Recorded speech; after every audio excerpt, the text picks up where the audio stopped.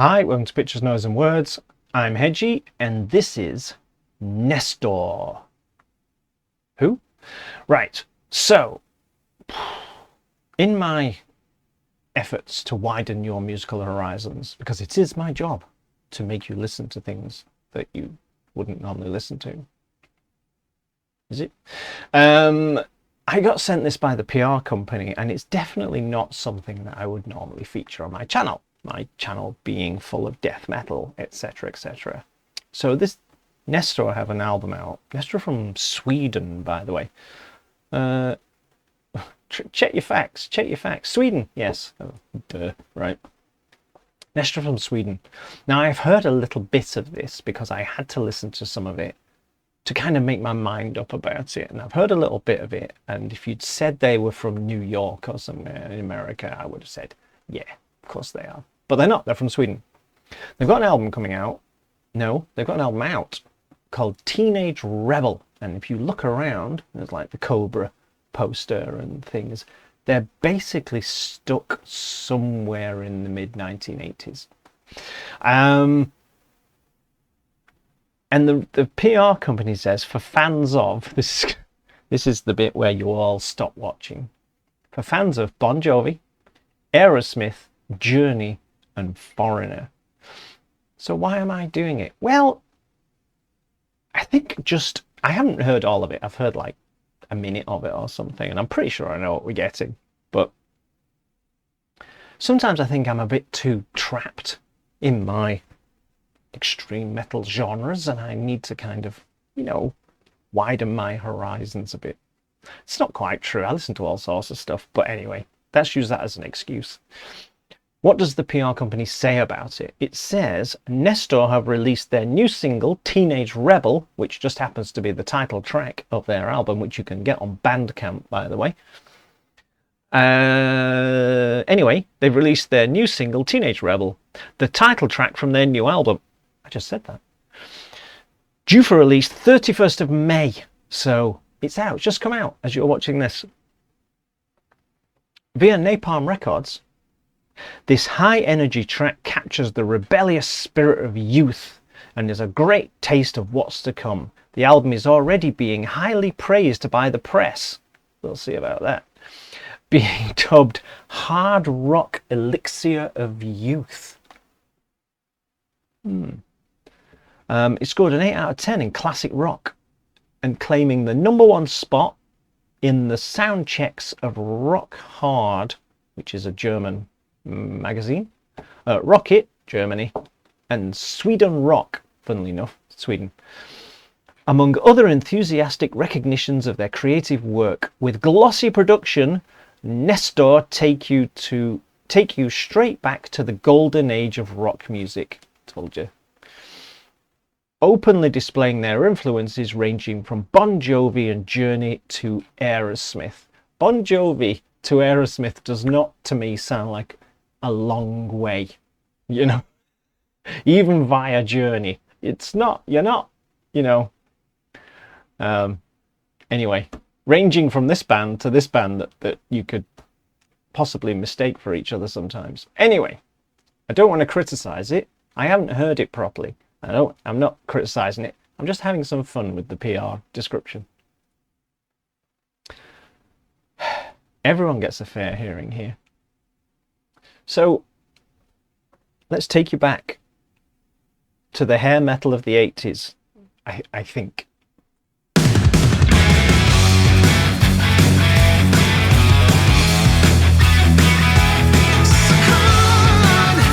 I mean, just calling your song Teenage Rebel, you know where you are, don't you?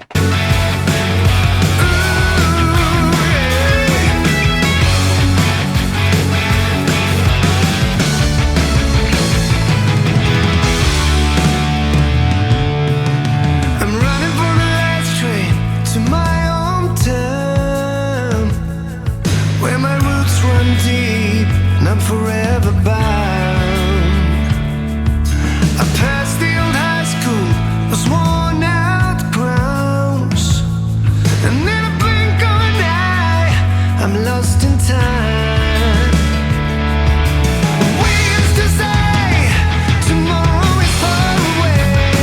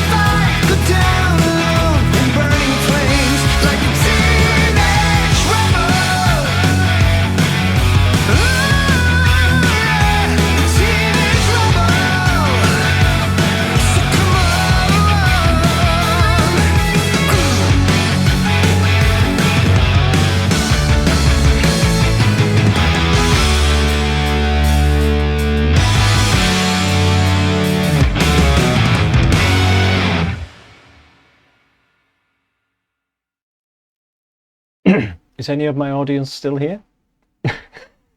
They're from Sweden, honestly. Sweden! That was... I mean, that just screamed Sweden, didn't it? Right. This stuff just washes over me and is gone. Right. It doesn't impact me at all.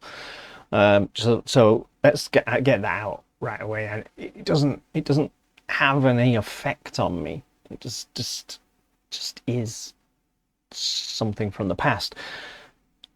One thing I will say is you gotta have a great voice to sing in this kind of band, don't you? That guy's got a great voice. You know, just such a nice sound to his voice. Again, it's not really my thing, but I can still appreciate it. You can appreciate things for what they are. If I was watching a film and somebody went back in time, like Back to the Future, except they'd have to go back 40 years now to get back to 1985, nearly. Okay, nearly 39, but you know, who's counting?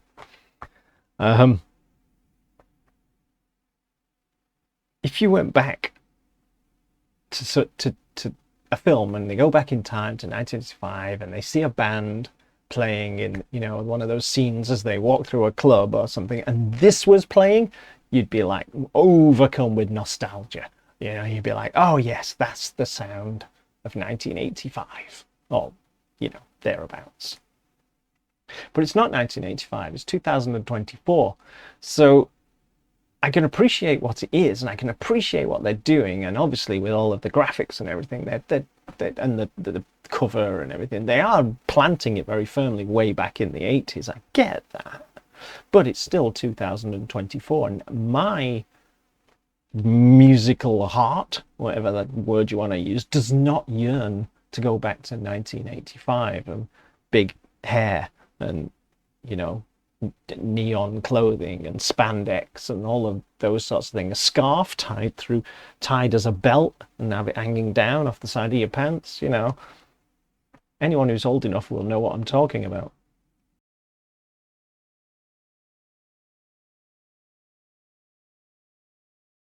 I don't hate it. I think it's the thing they've created is exactly what they set out to create, and his voice is great. The music's kind of just generic. I mean, I knew when the solo was coming in, you know, it's very formulaic, and it has to be, otherwise it won't sound like the thing it's supposed to be, if you see what I mean. It's like you couldn't put the solo in where you put it and then add another one at the end or move where it is or whatever, because that wouldn't fit the mold that this is designed to fit. So it's very much in a very fixed position in time and space kind of thing, and I don't get it. Good as it is, and it is good, it's well done and everything, that's my point. I am not saying this is bad in any way. I just don't get it. People buying it, it's nostalgia, isn't it? But yeah, confused I am. I mean, yeah, Aerosmith, Bon Jovi, Journey, fantastic in their day. Still good now, of course, because you're listening to something that you loved from when it was made in the day, and that makes sense. If you want to listen to the Beatles, great, listen to it, because it was, but don't think, but time didn't stop when they made their thing. Yeah, it sounds like I'm railing against it, and I kind of am. I don't get it. Which is probably why 90-odd% of the stuff on my channel came out. Well, it isn't even out yet. You know, it's like the album's coming out in 3 months' time. Just move with the times. Let me know what you think, everyone. I'm sure most of you did not like that, because I know my audience to a degree. See you soon. Bye-bye.